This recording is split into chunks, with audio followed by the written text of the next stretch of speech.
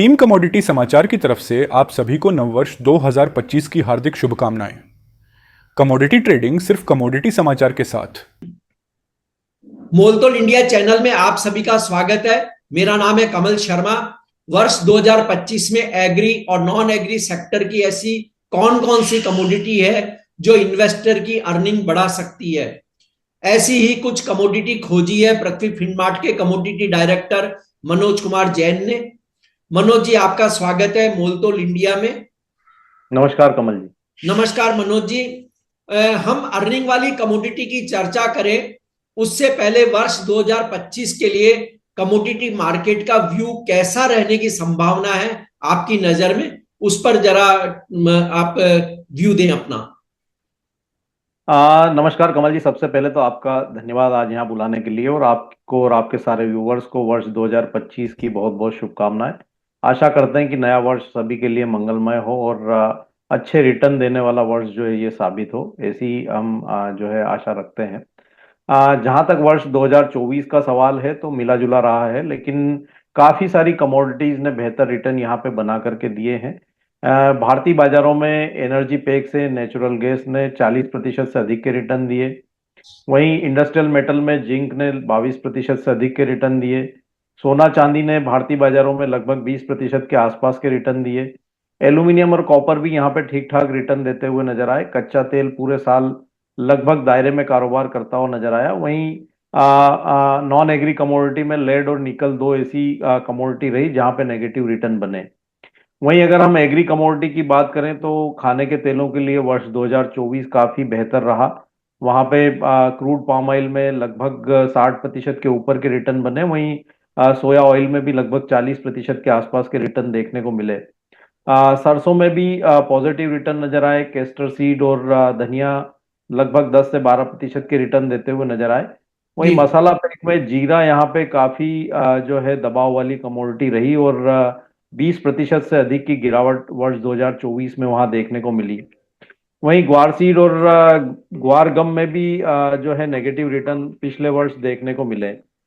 तो हमारा मानना है कि कुल मिला के वर्ष 2024 जो है एग्री कमोडिटी के लिए मिला जुला रहा, और स्पेशली नॉन एग्री कमोडिटी के लिए वर्ष 2024 काफी अच्छा जो है साबित रहा है। और हमारा मानना है कि वर्ष 2025 भी यहाँ पे नॉन एग्री कमोडिटी के लिए एक अच्छा साल रह सकता है, क्योंकि हम देख रहे हैं कि वर्ष 2024 के आखिर में जो ग्लोबल सेंट्रल बैंक ने ब्याज दरों में कटौती की शुरुआत की है, कहीं ना कहीं वो एग्री कमोडिटी और नॉन एग्री कमोडिटी मार्केट के लिए सपोर्टिव रहेगी वर्ष 2025 में। साथ ही यहाँ पे चाइना की तरफ से भी जो है लगातार स्टिमुलस की जो है बातें की जा रही है, और वर्ष 2025 में चाइना की तरफ से स्टिमुलस भी आते हुए नजर आएंगे, तो वो भी यहाँ पे ओवरऑल कमोडिटी मार्केट के लिए पॉजिटिव रहेंगे। मार्केट को एक चिंता जो है कि यहाँ पे ट्रंप एडमिनिस्ट्रेशन आने के बाद जो टैरिफ जो है वो लगाएंगे दुनिया भर के देशों के ऊपर, तो उसकी वजह से बाजार को थोड़ी चिंता है। लेकिन हमारा मानना है कि वो यूएस की जो इकोनॉमिक ग्रोथ को भी ध्यान में रखेंगे कोई भी ऐसा निर्णय करने के पहले, तो उससे ज्यादा डरने की जरूरत नहीं है।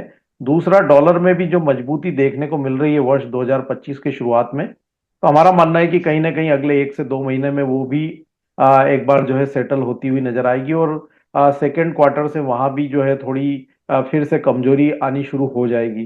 तो हमारा मानना है कि ओवरऑल जो फंडामेंटल्स है वो वर्ष 2025 में कमोडिटी मार्केट के लिए बेहतर रहेंगे, और काफी सारी कमोडिटीज जो है यहाँ पे अच्छे रिटर्न्स निवेशकों को 2025 में बना करके देगी। टीम कमोडिटी समाचार की तरफ से आप सभी को नववर्ष 2025 की हार्दिक शुभकामनाएं।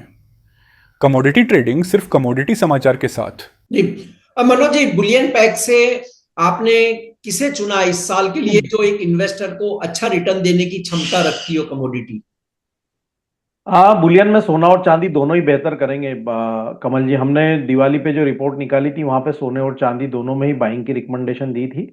लेकिन हम जनवरी से दिसंबर की अगर बात करें तो बुलियन पेक में सोने से ज्यादा रिटर्न यहाँ पे चांदी में बनने की संभावना नजर आती है, क्योंकि चांदी यहाँ पे प्रेशियस मेटल के साथ साथ इंडस्ट्रियल मेटल भी है। और जिस तरह से यहाँ पे ग्लोबल सेंट्रल बैंक्स ने ब्याज दरों में कटौती की शुरुआत की है और चाइना से स्टिमुलस की संभावनाएं हैं, तो वो इंडस्ट्रियल मेटल के लिए काफी फेवरेबल रहेगी। तो बुलियन पैक में चांदी में यहाँ पे ज्यादा रिटर्न बनने की संभावना नजर आती है वर्ष 2025 में।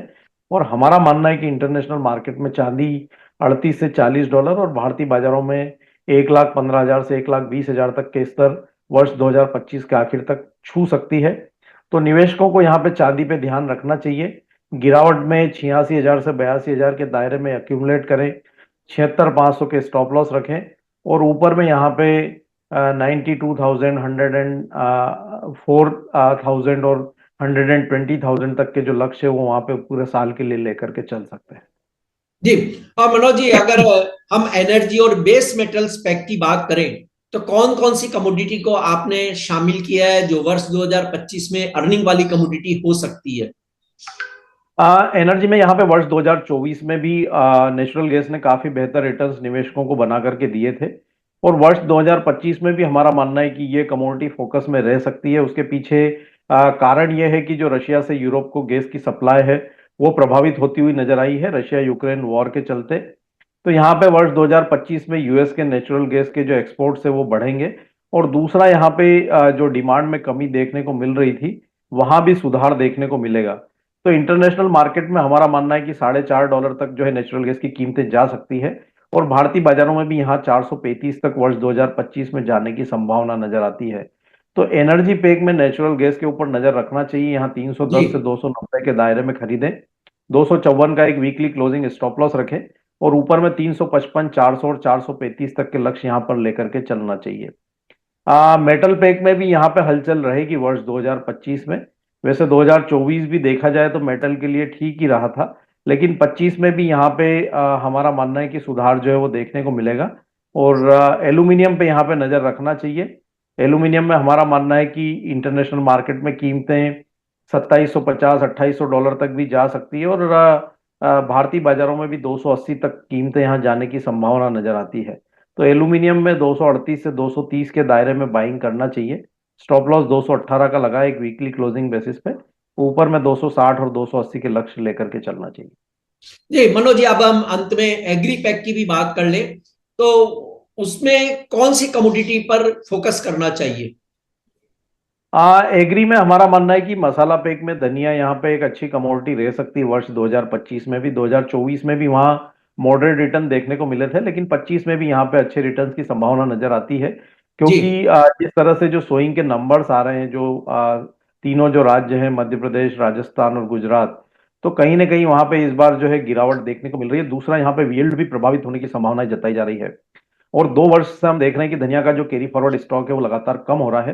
तो यहाँ पे हमारा मानना है कि धनिया वर्ष 2025 में अच्छे रिटर्न्स निवेशकों को बना करके दे सकता है। ऊपर में 9,400 तक के स्तर एक बार धनिया में देखने को मिल सकते हैं।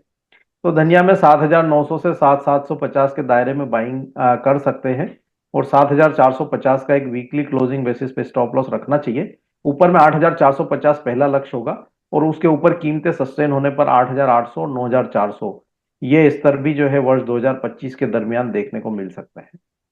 जी मनोज जी, आपका कोई डिस्क्लेमर? जो भी कमोडिटीज हमने यहाँ पे निवेशकों को सुझाई है उसमें हमारी कोई व्यक्तिगत पोजीशन नहीं है और समय समय पे हमारी रिकमेंडेशन होने के चलते हमारे क्लाइंट्स की इनमें पोजीशन हो सकती है। जी बहुत बहुत धन्यवाद। शुक्रिया मनोज जी आपका।